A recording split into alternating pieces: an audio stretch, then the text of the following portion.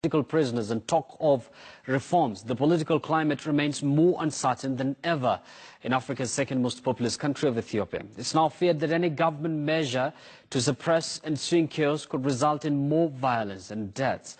Experts say instability in Ethiopia could have repercussions across the region, affect regional peace efforts, more so because Ethiopia is also home to so many cross-border communities. Already in Kenya, there are those who are already in Kenya, more than 10,000 asylum seekers that have fled Ethiopia. Now, what will this mean for Kenya and by extension the region? In studio, once again, I'm joined by political economist Eddie Gisheru, as well as Abel Oyeyo, who is an international relation expert. Good evening, gentlemen, and welcome to the program. Thank you. Unfortunately, we couldn't get a representative from the government because they've still remained mum on the asylum seekers situation there in the border town of Moyale. But Abel, let me begin with you. Of course, Ethiopia is one of the fastest growing economies. It's the second populous. It's home to the African Union. It has its peace forces in Somalia. It's initiating talks between, rebels in South Sudan. I mean, there are those who say that instability in Ethiopia could be disastrous for the region. Well, that is a statement that is totally correct because of the significance of Ethiopia in the Eastern Africa setting. It's a country that is surrounded by, of course, Kenya, there is Somalia, and there's a lot of outflow of commerce from Ethiopia to its neighbors. So when it does the kind of political turmoil or upheaval that we've witnessed, it means the kind of benefits the neighbors have enjoyed over the last few years, actually since 1991, will cease to exist. And there's the possibility of violence, of course, trickling to places like Kenya and possibly Somalia. So that is a serious problem. So the statement is correct to the effect that, the neighbors will experience that kind of problem. Yes. We're going to talk about the status of the 10,000 plus asylum seekers who fled from Ethiopia into Kenya shortly. But let me engage Eddie here, who is a political economist. Now, Eddie, if you critically look at the situation in Ethiopia, apparently the uprising there has mainly been fueled by both political and economic equality. The Oromo and the Amhara, the Oromo who are the majority in Ethiopia, say that they've been locked out by the ruling class. I mean, this seems to be the same script with so many other African countries. It always boils down to equal, distribution of resources.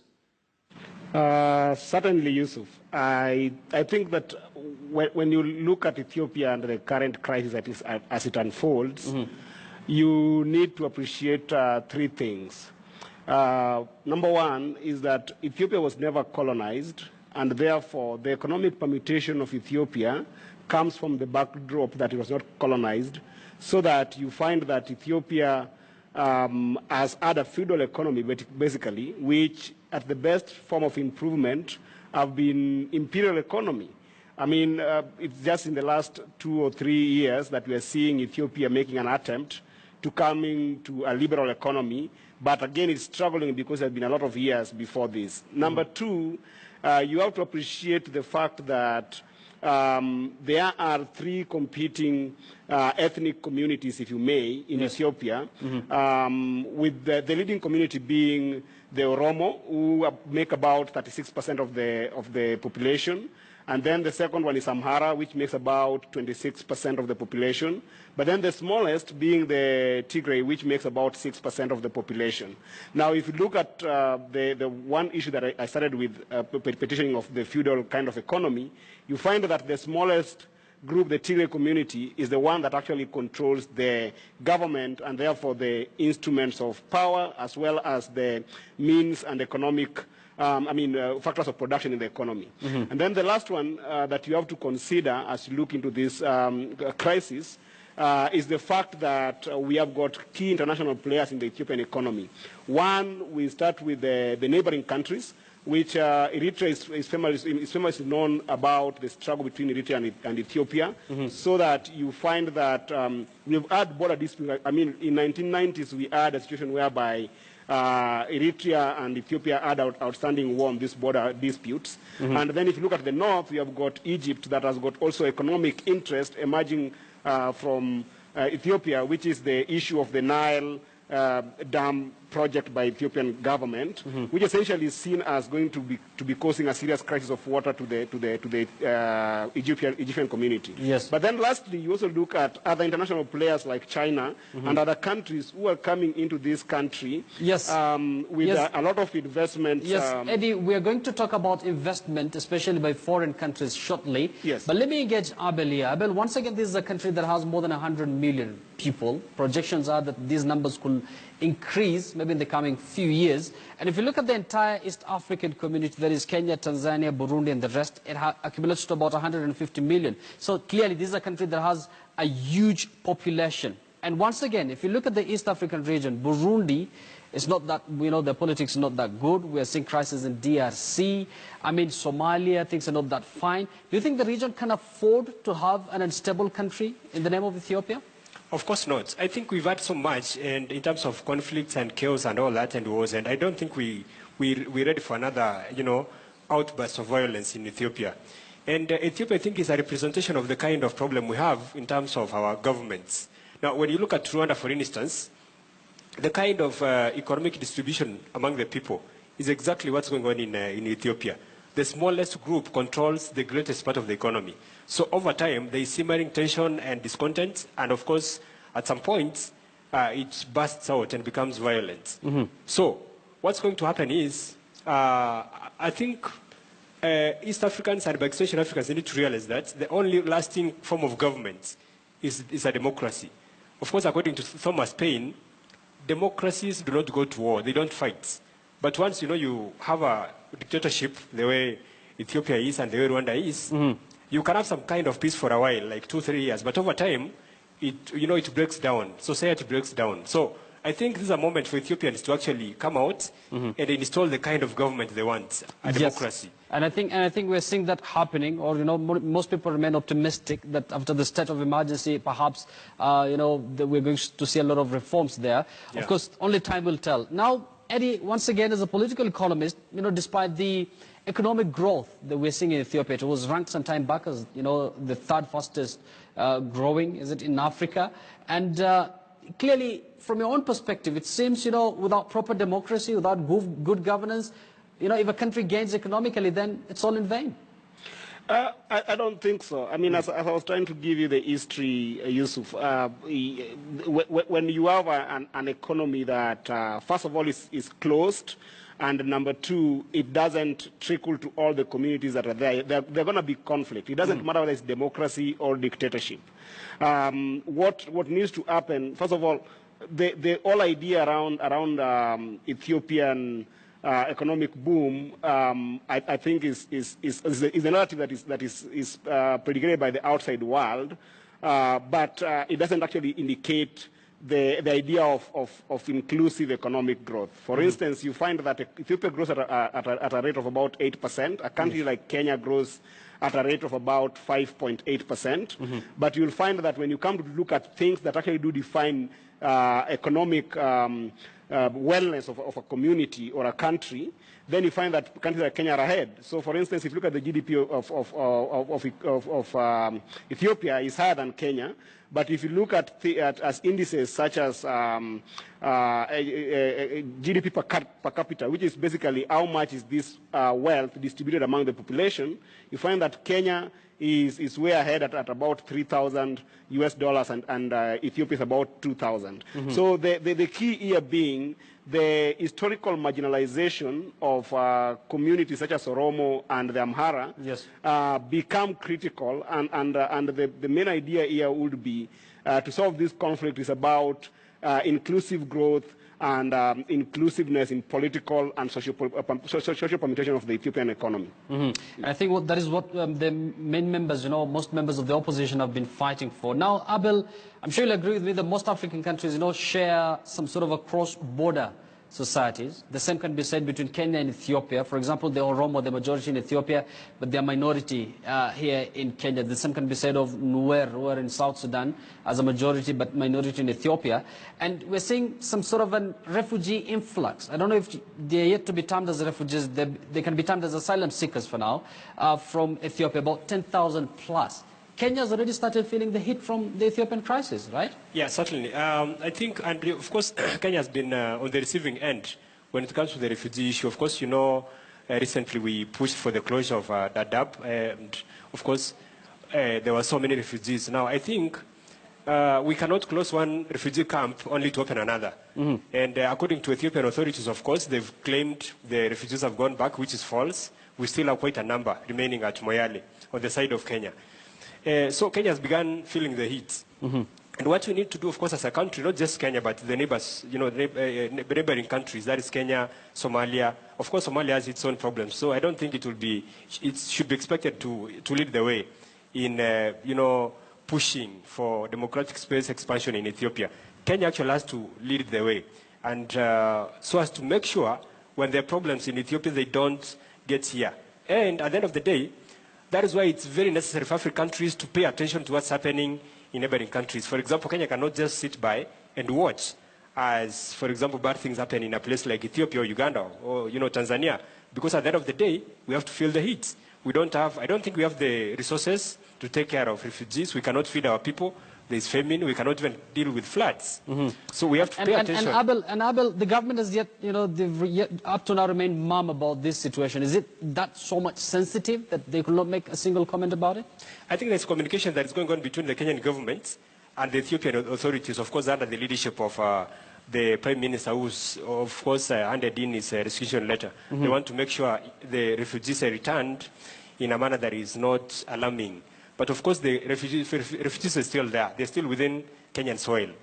And the intention, of course, is to avoid scaring Ethiopians, so as to avoid, of course, extended, of course, movement of Ethiopians to Kenya.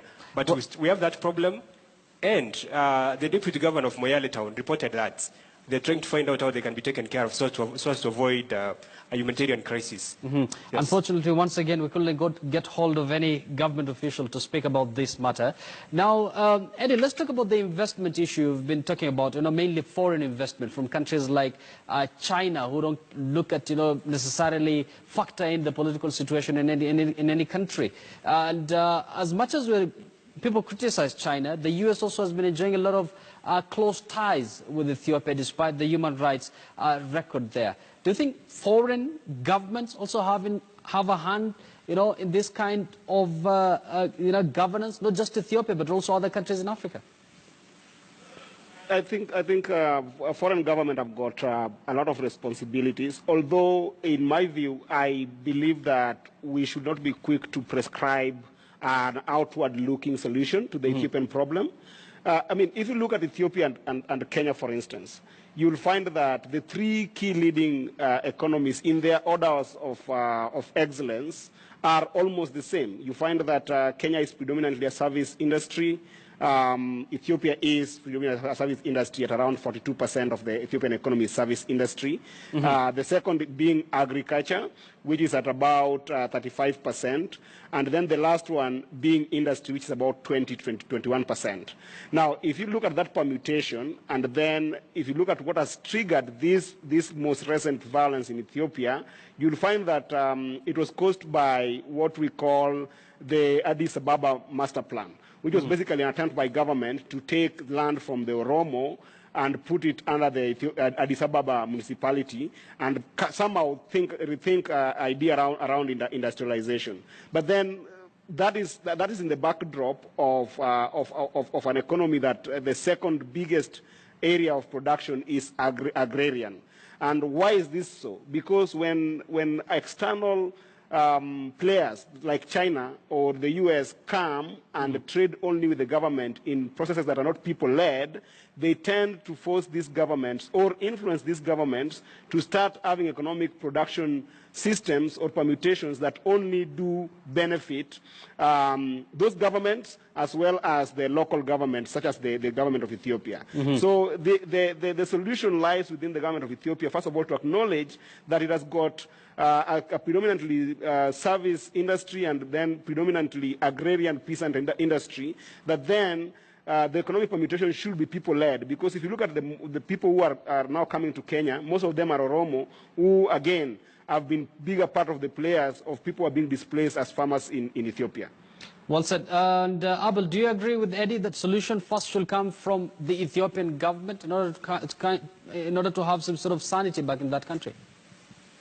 Well, I think from my perspective, the solution to the Ethiopian problem is not mainly economic.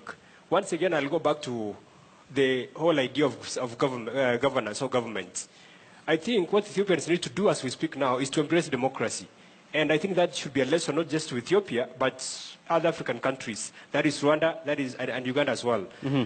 You can be a strongman for a while, maybe let's say 10, 15 years, but once you exit, what you leave behind is something else that of course will erupt at some point. But we have what we call the pressure outlets in a political environment. If there is, let's say, for example, like something like economic balance, mm-hmm. and people are given space to demonstrate, to showcase their issues, to talk about what they feel like is not right, it's not possible for them to, of course, engage in violent acts. But once you sit on them, you press them, at some point they'll have to do what? To find a way to even engage in violence. Now, Zenawi was a strongman. Of course, he had a very tight grip on the Ethiopian society. Now, the guy who took over from him could not do the same. So that is where now the Ethiopians have come out. The number of guys who were behind bars have been, set free. Now, mm-hmm. if they were not arrested in the first place, we couldn't have had the kind of violence and protest we've witnessed. Mm-hmm. Guys could have come out and protested the economic imbalance, and most likely a solution could have been found without what we're witnessing now. Mm-hmm. So the solution is to embrace democracy, make sure people are given the opportunity to express what they think is their will, and then, of course, they elect their leaders the way they want, and solve their problems without any kind of problem. Yes. Now, let me hold on to that thought. I'm going to come back to you shortly. Let me get Eddie for now. Now, Eddie, let's talk about the issue to do with debt-ridden kind of an economy. The economists are saying most African economies, Ethiopia included, Kenya as well, they're debt-ridden. They've had to refer to them as some sort of a false economy. I'm sure this is a subject that you will want to comment about. Yeah, for sure.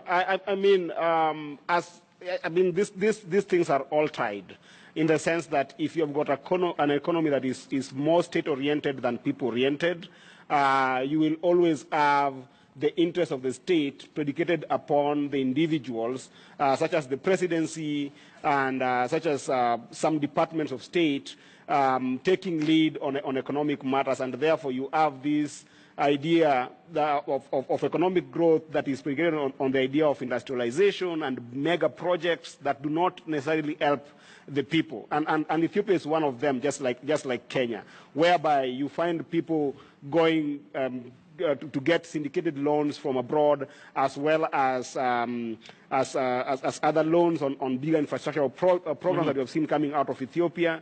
And then the problem becomes this infrastructural development is good because it should spark at least $4 out of $1 investment of them. But a wrong investment, such as what we are seeing out of Ethiopia, whereby you want to negate service industry that is booming and agricultural industry that is booming, and wants to go to what happened in Europe as industrialization some hundreds of years back, won't work for the economy. And then mm-hmm. number two is the idea of dealing with corruption, because when people have borrowed money, government have borrowed money, there are feudal governments or imperial governments as the government in Ethiopia, or even as what we have seen in Kenya in the past, and those money are not invested in the right development areas that can have a far-reaching effect in the economy, you're going to have a crisis. You're going to have people having a debt burden of paying mm-hmm. back debt yes. on money that did not come out and bring any benefit to the population. Well said, Eddie, and I really appreciate how you normally have your figures right there. Now, Abel, let me give you the last word here. And there's something we didn't mention, that Ethiopia, as much as it's the second most populous country in Africa, it's also it's home to the second highest number of refugees. They're from Eritrea, South Sudan, Somalia. I mean, this is yet another reason where Africa cannot afford to have an unstable country in Ethiopia. Yeah, exactly. And I think Ethiopians have a solution to their problem. Mm-hmm. And the solution is political.